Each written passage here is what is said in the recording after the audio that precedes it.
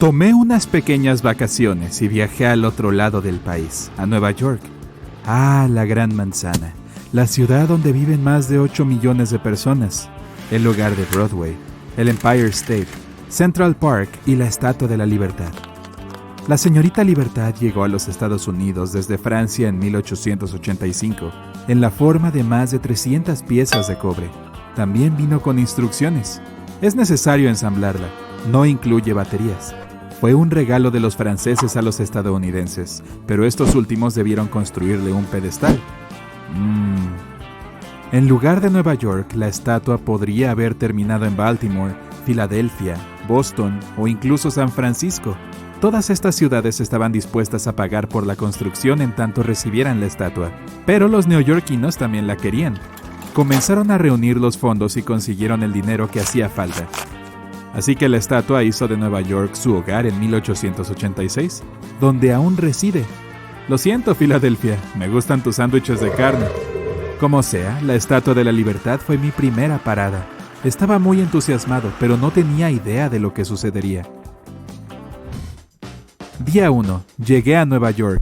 Lo primero que hice fue tomar un ferry hacia la Isla de la Libertad. Ya podía verla a lo lejos, en medio del puerto. Cuando ya estábamos por llegar, todos comenzaron a tomarse selfies y yo no fui la excepción. Le pedí a alguien que me tomara una foto. Le di la espalda a la estatua. Miré a la cámara y sonreí. El sujeto parecía petrificado. Le pregunté si había algún problema, pero no podía responderme. Se limitó a señalar hacia la Estatua de la Libertad. Bueno, hacia donde solía estar. Había desaparecido. Me dijo que la estatua estaba ahí y que se esfumó de un segundo a otro. Los demás vieron lo mismo. Se preguntaban qué había pasado, pero nadie podía responder. Llegamos al puerto y me bajé del ferry. No podía dejar de sentir que era una especie de truco, pero no. La Estatua de la Libertad había desaparecido. Su pedestal estaba completamente vacío. Por supuesto, algunas personas treparon a él para tomarse fotos fingiendo que eran la estatua. Las autoridades llegaron al instante y no permitieron que nadie saliera de la isla. Dijeron que querían iniciar una investigación y atrapar al ladrón, dado que esa persona debía seguir entre nosotros. Como si fuera posible robar la Estatua de la Libertad, interrogaron a todos en la isla. Pasamos el día entero ahí, hasta que por fin nos dejaron ir. ¿Quién tenía la Estatua de la Libertad escondida en el bolsillo? Obviamente nadie. ¡Qué sorpresa! Día 2. Todo esto es una locura, así que he decidido quedarme en Nueva York para ver cómo avanza la situación. Por supuesto, a la mañana la noticia ya estaba en todos los periódicos, revistas y programas de televisión. Las pantallas del Times Square mostraban fotos de la estatua con títulos como ¿Me has visto? O La Estatua de la Libertad no está. E incluso otros más dramáticos como El robo del siglo, La Estatua de la Libertad robada. Toda la Gran Manzana llora su pérdida. Algunas personas se pintaron de verde a su lado para imitar el color de la estatua y usan vestidos y una corona que recuerda a la de la señorita Libertad. Por cierto, las tiendas de recuerdos se quedaron sin esas coronas y sin estatuas de la Libertad de plástico. Intento evitar Instagram y las demás redes sociales. Todas las celebridades y todos los usuarios publican fotos de la estatua con emojis de una cara llorando y un corazón roto. Internet se ha convertido en un gran monumento. Hacia la noche, el Empire State brilla con un verde azulado en honor a la estatua desaparecida. Día 5. Nueva York tiene aún más gente ahora. Es como si todos los estadounidenses hubieran viajado a la ciudad para asegurarse de que la estatua realmente desapareció y que no es una especie de engaño de Internet. Como si necesitáramos otro de esos. Ahora la zona de Manhattan de donde solía partir el ferry está repleta de gente. Hay muchos fanáticos súper leales pintados. Debo decir que me asustan un poco. Se pasan todo el día ahí, esperando a que la estatua regrese de alguna forma. Nadie tiene permitido ir a la Isla de la Libertad. Los mejores detectives del mundo llegaron para investigar el caso y arrojar luz sobre lo que pudo haber pasado. Día 10. Francia anunció oficialmente que harán una nueva Estatua de la Libertad para Nueva York. Es muy amable de su parte, pero todos se lamentan y dicen que ninguna estatua nueva podrá reemplazar al original que tanto aman. ¿Recuerdas que en 1885 había otras ciudades como Boston y Filadelfia que también la querían? Bueno, ahora están culpando a Nueva York por haber perdido una estatua de 46 metros de altura y un peso de 225,000 kilogramos. Dicen que eso jamás habría sucedido si la estatua hubiera terminado en Boston o en Filadelfia, cosa que suena absurda. Por otro lado, ¿sabías que hay más estatuas de la libertad en el mundo? Existe otra versión más pequeña, un regalo de Estados Unidos a Francia unos años después de que la original fue instalada en Nueva York. Este pequeño monumento de solo 11 metros de altura se encuentra en el puente de Grenelle. Bueno, al menos hasta hace unos días. Para consolar a los estadounidenses, Francia envió esta pequeña copia de París a Nueva York. La colocaron en el pedestal en reemplazo de la que desapareció. Bueno, dado que es más de 10 veces más pequeña que la original, se ve un poco chistosa. Pero supongo que los neoyorquinos no pueden imaginar Nueva York sin su estatua, por más que sea una réplica. También hay una copia del tamaño real de la antorcha en París. Bueno, esta también fue enviada a Nueva York. La instalaron en la Isla de la Libertad y la transformaron en un monumento. Mientras tanto, el New York Hotel and Casino de Las Vegas no se ha manifestado al respecto. Es como si intentaran no llamar la atención. Día 20. El mundo ha iniciado una enorme colecta para una nueva estatua de la libertad. Y luego se terminó. Hicieron falta solo 2 horas y 47 minutos para reunir los $100 millones que se necesitaban. Casi 2,000 millones de personas de todas partes del mundo contribuyeron. La construcción comenzará en París dentro de 2 semanas, tal como en los viejos tiempos. Después será transportada una vez más a los Estados Unidos. Boston sigue insistiendo en que no deberían confiarle la estatua a Nueva York, pero no creo que logren persuadir al mundo. Esa pequeña réplica en el pedestal se ve muy absurda. Nunca me acostumbré a ella. Además, a partir de hoy los turistas tienen permitido visitar la Isla de la Libertad por primera vez desde el incidente. Pareciera que toda Nueva York quiere ir, así que las autoridades han implementado un sistema de fila digital. Los boletos para los próximos 2 meses se reservaron en menos de 10 minutos. Bueno, si consideramos que hay 8 millones de neoyorquinos y que la ciudad recibe más de 250 millones de turistas cada año, supongo que podré visitar la isla en una década o 2. Día 31. Grandes noticias. No puedo creerlo. La Estatua de la Libertad, y me refiero a la original, está de regreso. Dicen que apareció en medio de la noche. La réplica más pequeña ahora está junto al pedestal, y la original se encuentra en el lugar de siempre. Tenía que verlo, así que corrí al aeropuerto, al igual que todos en Nueva York. ¿Realmente regresó? Nadie sabe qué pasó. Las grandes mentes del mundo siguen sin poder resolver el misterio, y David Copperfield tiene una buena coartada. Si me preguntan a mí, creo que la estatua desapareció por cuenta propia. Tal vez necesitaba unas vacaciones. Me la imagino relajándose en una playa de América Central. No puedo culparla. Imagina llevar más de 100 años de pie y sin un solo día de descanso, mostrándote paciente frente a las personas que no paran de tomarte fotos. No es un trabajo sencillo. Me alegra que haya descansado. Tal vez no volvamos a perderla durante otras 15 décadas. Estábamos tan preocupados y ahí está ella, de pie, como si no hubiera pasado nada. Tranquilos, amigos, ya regresé. Si alguna vez sobrevuelas los desiertos del sur de Perú, notarás unas líneas blancas bien definidas sobre un fondo rojo de óxido. Mira más de cerca y verás formas claras.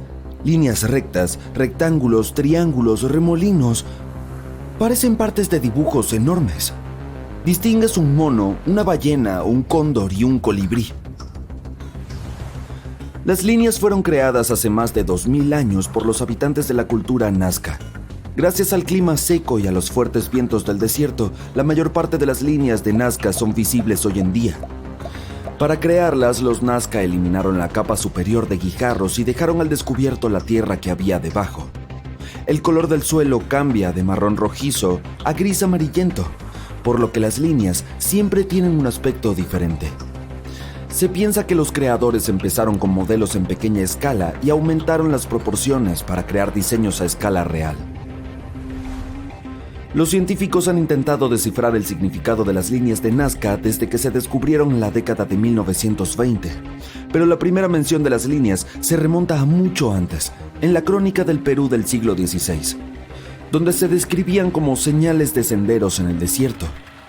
Como no es posible estudiar las líneas y su simbolismo desde el suelo, no se hicieron mundialmente famosas hasta la década de 1930 con la llegada de los aviones comerciales.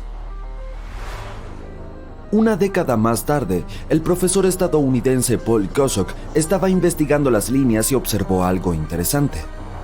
Cuando levantó la vista de la línea, esta apuntaba directamente al sol poniente. Ocurrió un día después del solsticio de invierno, y el científico concluyó que las líneas debían de ser el mayor libro de astronomía del mundo.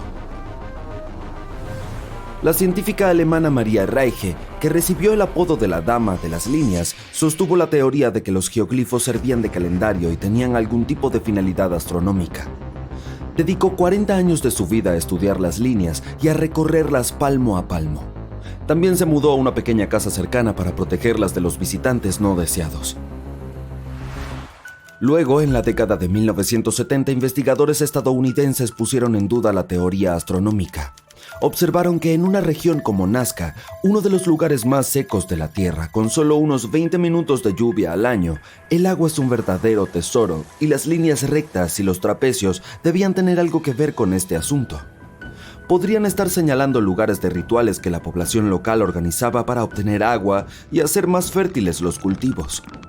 Las imágenes de animales de la región andina también están relacionadas con el agua. Se cree que las arañas son un signo de lluvia, los colibríes representan la fertilidad y los monos que viven en el Amazonas simbolizan la abundancia de agua. En los últimos años, las líneas de Nazca se han convertido en el campo de investigación de unos arqueólogos de la Universidad de Yamagata. Están utilizando fotografía aérea de alta resolución y drones para descubrir y catalogar los geoglifos. El equipo ha identificado hasta ahora un total de 358. 168 de ellos solo en 2022. Han encontrado imágenes de humanos, camélidos, pájaros, ballenas orcas, gatos y serpientes, probablemente creadas entre el año 100 a.C. y el 300 de nuestra era. Algunas de las imágenes miden entre 3 y 4 metros de largo, por lo que no es de extrañar que nadie fuera capaz de detectarlas antes.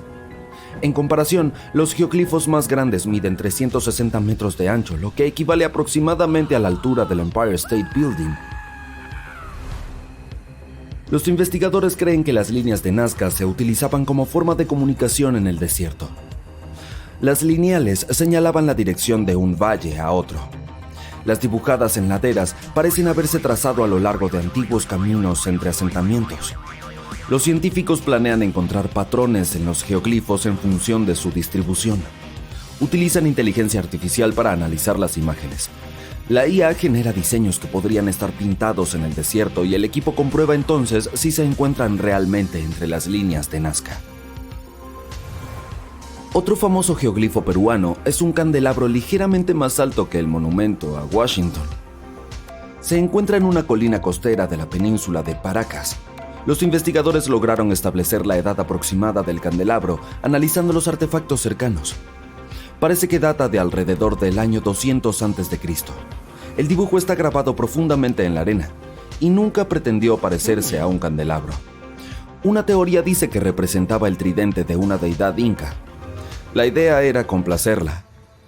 Otra teoría popular es que los marineros lo utilizaban como faro para la navegación. El Monumento Nacional Effigy Mounds, ubicado en el río Mississippi, cuenta con 195 montículos de indígenas norteamericanos. La mayoría tiene forma cónica, y también hay varios con aspecto de pájaros, ciervos, tortugas, osos y panteras. Los científicos han establecido que los montículos datan de alrededor del 450 a.C. y las imágenes son algo más recientes. Allí se encontraron algunas herramientas de cobre, hueso y piedra. Los descendientes de los constructores dicen que se utilizaban como lugares ceremoniales. Esta historia se transmite de generación en generación. Algunos historiadores creen que los montículos también podrían haber servido para marcar acontecimientos celestes o territorios. El sudoeste de Estados Unidos y las regiones cercanas de México cuentan con más de 300 intaglios, que son imágenes gigantes grabadas en el suelo. Los más famosos son los intaglios de Bethel, en California, al oeste del río Colorado. Los gigantes de Bethel son un grupo de 6 figuras, entre ellas las de un ser humano y un animal. Los científicos creen que las imágenes tienen entre 450 y 2000 años de antigüedad. Según la tribu local Mojave, hay una imagen de Mustamo, el creador de la vida. La figura animal muestra a un puma que le servía de ayudante. La imagen más grande es casi tan alta como la torre inclinada de Pisa. Los creadores de los intaglios tuvieron que raspar la oscura roca del desierto hasta que pareciera la tierra más clara. Es casi imposible notarlos desde el nivel del suelo. Por eso, no se descubrieron hasta la década de 1930, cuando un piloto que los sobrevolaba miró accidentalmente hacia abajo. La mejor forma de ver los gigantes sigue siendo desde un helicóptero. Kazajistán puede presumir de tener sus propias líneas de Nazca. Se trata de unos 260 terraplanes en el norte del país. Los geoglifos de la estepa presentan una variedad de formas geométricas como cuadrados, cruces, círculos y un diseño de 3 puntas. Los creadores de las imágenes utilizaron materiales como tierra, roca y madera para construirlos en el suelo. Un economista local descubrió los geoglifos mientras navegaba por Google Earth en 2007. Los arqueólogos suponen que las estructuras tienen unos 8000 años, pero aún no saben quién las construyó ni por qué. Una teoría dice que las líneas ayudaban a seguir el movimiento del Sol. La NASA se interesó por el descubrimiento, ya que las líneas son mucho más antiguas que las de Perú. Tomaron fotos de los geoglifos de la estepa desde el espacio para intentar resolver el misterio. Otro hecho que hace que las líneas sean tan especiales es lo enormes que son. Una de las más grandes tiene lados tan largos como un portaaviones. Los únicos humanos que pudieron construirlas debieron ser las tribus nómadas de la Edad de Piedra, pero es poco probable que tuvieran herramientas tan avanzadas. De ser así, los arqueólogos tendrían que replantarse las habilidades de nuestros antepasados. Organizar a tal cantidad de personas para que trabajen juntas en un proyecto complicado es una hazaña asombrosa. Aunque el caballo blanco de una verde colina de Oxfordshire podría pasar fácilmente por arte moderno, en realidad es uno de los geoglifos más antiguos. Fue creado entre las edades de bronce y de hierro, y es la figura tallada en tiza más antigua de Gran Bretaña. Quien quiera que la haya creado tuvo que retirar el césped para dejar al descubierto la parte blanca calcárea del suelo. Los científicos aún no saben por qué se creó esta obra de arte. Pudo haber sido un símbolo de fertilidad o una forma de marcar el territorio. Las imágenes aéreas demuestran que el caballo ha cambiado con el tiempo debido al suelo. Fueron necesarios varios siglos. Las orillas del lago Superior en Michigan son el hogar de rocas brillantes de yuperlita, un fenómeno natural de rocas de sienita, ricas en minerales de sodalita fluorescente. Estas rocas brillan bajo la luz ultravioleta, proporcionando hermosos patrones por dentro y por fuera. Cuando encontraron las rocas por primera vez, no pudieron identificarlas como ningún tipo de roca existente. Aunque se han obtenido principalmente del lago Superior, su historia de origen las lleva a millones de años atrás. Se formaron a partir de gruesas áreas de la corteza continental de Canadá. Luego siguieron lentamente las capas de hielo continentales, junto con los glaciares, hace unos miles de años. Los fenómenos naturales ocurren en muchas formas, y lo único que la humanidad tiene que hacer es admirar su intriga y belleza. Buscar el final de un arco iris ha sido durante mucho tiempo una oportunidad para encontrar una olla de oro desconocida. Esta es una vieja historia que se remonta a los tiempos en que los vikingos enterraban su oro en Irlanda. Los filósofos y eruditos tenían una comprensión de cómo se formaron racionalmente los arcoíris incluso antes de eso. Los arcoíris son una ilusión óptica, el resultado de la refracción y la reflexión. Esta combinación ocurre gracias a la propagación de la luz blanca, a través de las gotas de agua en múltiples ángulos, dispersando la luz blanca en una distribución continua de colores. Cada arcoíris que ves es doble, aunque la segunda banda no siempre es visible, ya que más luz blanca se escapa y se separa más. La luz se escapa hacia arriba, a diferencia del arco primario, que es hacia abajo. Algunas culturas creen que la aurora boreal fue creada por un gran panda rojo que surcó los cielos. Otros, que fue creada por grandes ballenas. Muchas culturas del norte estaban seguras de que era una señal de que había noticias positivas en camino. Como ocurre, sigue siendo intrigante, solo que de una manera más científica que mítica. Las grandes tormentas solares a casi 150 millones de kilómetros de distancia envían ondas de partículas cargadas al espacio en todas direcciones.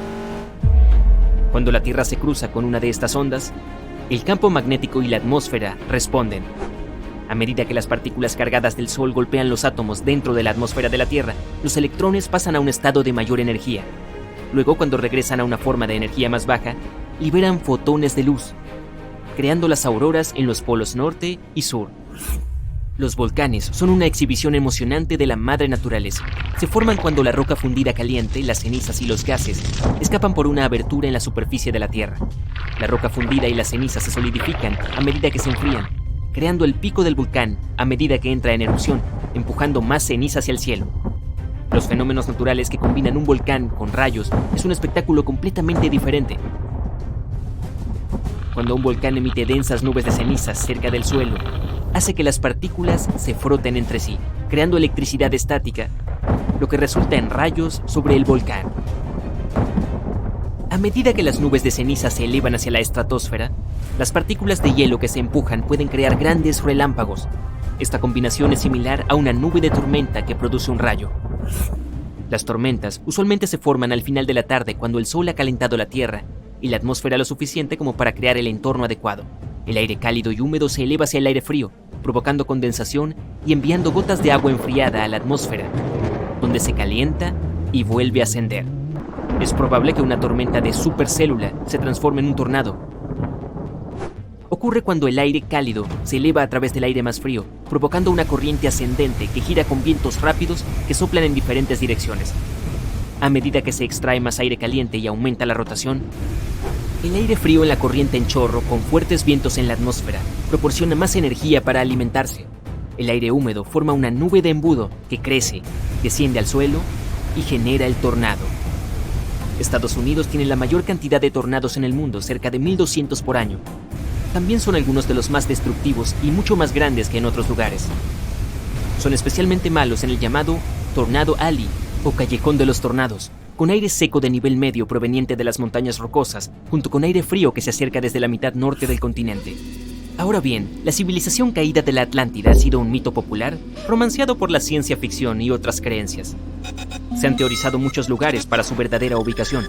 Uno de sus muchos supuestos paraderos ha sido el Ojo Azul del Sahara, o la estructura Richat. Aunque es una idea interesante, esta formación geológica se construyó a lo largo de millones de años. La actividad volcánica levantó inicialmente todo el paisaje alrededor del ojo, y con el tiempo se erosionó y colapsó sobre sí mismo. Eventualmente formó capas de roca parecidas a cebollas, y el gran ojo que se puede ver si se sobrevuela. Además de ser una vista maravillosa, no hay nada sólido para afirmar que los atlantes realmente residían allí. Hay varios lugares en todo el mundo con lagos rosados. Este color único es producto de la cantidad correcta de luz solar y calor en un cuerpo de agua con un gran contenido de sal. Solo microbios específicos pueden soportar condiciones tan extremas. Producen y recogen carotenoides. Los carotenoides son una clase de sustancias químicas vegetales que se encuentran en las células de la vegetación para ayudar a absorber la luz solar. A medida que los microbios ayudan a crear las algas rosadas, los camarones que se alimentan de las algas también se vuelven rosados, al igual que las plumas de los flamencos. Durante décadas, el misterio de las piedras flotantes en el desierto ha dejado perplejas a las personas. Algunas rocas tan pesadas como un humano se mueven de alguna manera a través de la arena, dejando un largo rastro detrás de ellas. Sin embargo, cuando se observaron, las rocas estaban completamente inmóviles. No fue hasta que la tecnología avanzada utilizada para monitorear sus movimientos descubrió que no se trataba de una broma elaborada y que las piedras no tenían mente propia. Descubrieron durante el invierno que paneles de hielo derretido permitían que las piedras se movieran en todas direcciones con la ayuda de vientos ligeros. Las rocas pueden viajar hasta 5 metros por minuto. El cangrejo de la isla de Navidad es parte de un fenómeno asombroso una vez al año. Su periodo de migración está determinado por la fase de la luna y las primeras lluvias entre octubre y febrero, aunque no se puede predecir la fecha exacta. Una vez que los cangrejos han sido estimulados, abandonan sus hogares entre el bosque y migran en hordas masivas hacia el mar. Millones de cangrejos rojos hacen su viaje a través de la isla, creando barricadas y dirigiéndose hacia el océano. Allí ponen sus huevos y luego hacen su viaje de regreso al bosque hasta el próximo año. Los círculos de las cosechas pueden ser un engaño popular en tierra, pero bajo el agua ocurren naturalmente sin la intención de engañar a las personas. El pez globo macho pasa de 7 a 9 días seguidos haciendo patrones intrincados en arenas finas, con la esperanza de que una hembra se acerque e inspeccione su obra de arte. Desafortunadamente, los patrones complicados no se mantienen una vez que se cumple el propósito. Pronto se desvanecen después de ser realizados, lo que hace que su descubrimiento por parte de los humanos sea raro. Uno podría imaginar la reacción del primer buzo cuando se encontró con estos extraños patrones. Los desiertos no son los lugares más probables para que crezcan las flores, pero comparten una rosa similar que crece en cada uno de ellos en todo el mundo. La rosa del desierto no crece biológicamente, sino que se forma a partir de racimos de cristales hechos de yeso o varita. Estos cristales forman una serie circular de placas planas que le dan a la roca una forma similar a un pétalo de rosa. La textura y los tamaños pueden variar según el desierto del que provengan y el tipo de arena que haya en el entorno circundante. La bioluminiscencia, que es la producción y emisión de luz por parte de un organismo vivo, es un fenómeno que comparten muchas especies en la Tierra. Las algas crean un brillo etéreo en el océano durante la noche. Estos diminutos organismos marinos brillan con el suave movimiento de las olas, comúnmente observados en las orillas de las playas. La luz se activa a partir del movimiento. En grupos masivos, aparecen como estrellas, centellando por millones. Los animales que tienen la capacidad de iluminación la usan de diferentes maneras dentro de sus entornos únicos. Las medusas que flotan siniestramente en las profundidades emiten un brillo como advertencia hacia los posibles depredadores. Diminutas bacterias, solo visibles bajo un microscopio, usan su luz como una forma de comunicación. Los peces de aguas profundas, como el rape, usan una luz al final de su cabeza como cebo para imitar a los peces más pequeños y atraerlos hacia ellos. Las luciérnagas brillan en la noche para atraer parejas potenciales y los escarabajos emiten una luz naranja al ser molestados, usándola como mecanismo de defensa.